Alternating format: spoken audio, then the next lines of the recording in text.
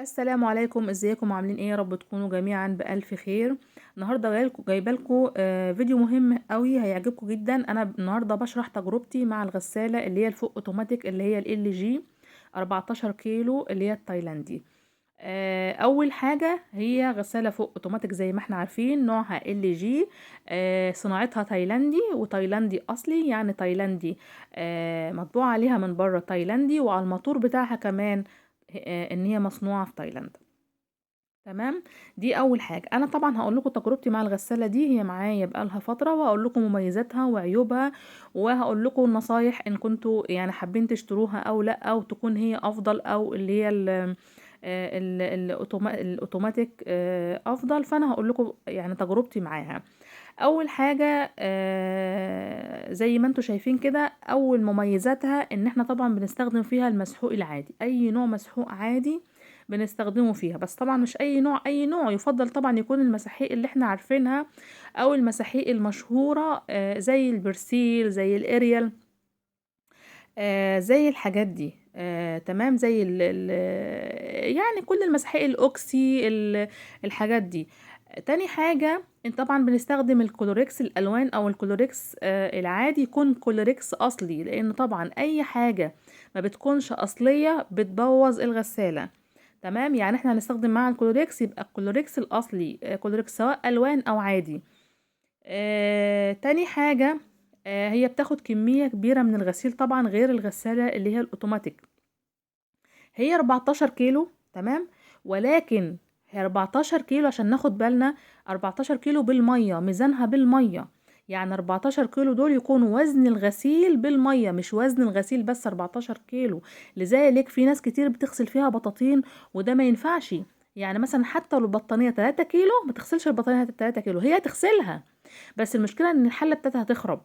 تمام، فهي ما بتغسلش بطاطين نهائي، هي بتغسلها يعني لو حطيتها تغسلها، ولكن ده بيأثر على الغساله وبيخربها. فالافضل ان هي ما تغسلش البطاطين نهائي، يدوب على قد دفايه او كبرته او حاجه من دي. تمام تمام. كل ما بنقلل الغسيل فيها كل ما بتدي نتيجه افضل، كل ما بيكون الغسيل انضف اكتر. من عيوبها ان هي بتاخد مسحوق كتير، يعني كمية المسحوق اللي بتحط فيها بتكون كتير. تاني حاجة بتحتاج اضافات، يعني لازم كلوريكس، لازم مثلا لو هضيف كل الاضافات اللي بتنظف الهدوم بضطر نضيف مع الغسيل، لان هي بصراحة مع الفواتح ما بتنظفش كويس بأمانة.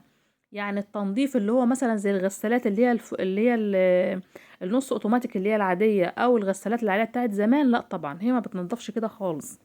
هي بتكون افضل للهدوم الغامقة، وبتكون افضل في الشتاء. لكن في الصيف يعني يعني بتحتاج بصراحة مجهود اكتر. انا دلوقتي هقول لكم انا بستخدمها ازاي. اول حاجة زي ما انتم شايفين دي لوحة المفاتيح، انا بستخدم زرار الباور اللي انتم شايفينه ده.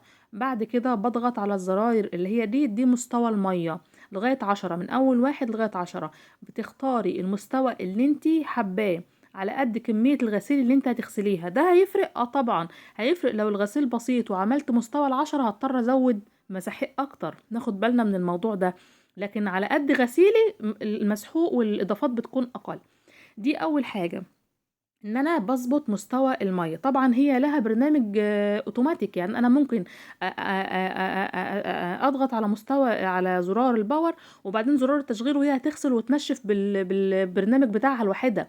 ولكن هي ما بتنضفش، فانا بالتالي لازم اغسل الاول واسيب الغسيل شوية، وبعدين ارجع اعمل دورة تانية غسيل بقى وتشطيف وتنشيف. تمام.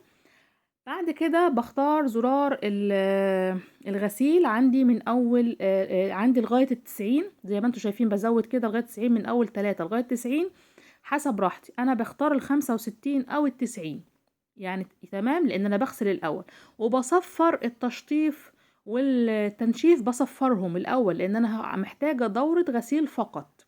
تمام. زي ما انتوا شايفين كده انا اخترت دورة الغسيل بتاعي. باجي على الزرار اللي جنبيه بقى، ده الشطف. الشطف ده لغاية 4 دورات شطف انا بصفره. وبعد كده التنشيف او التجفيف بيبقى 7 دورات وانا برضو بصفره.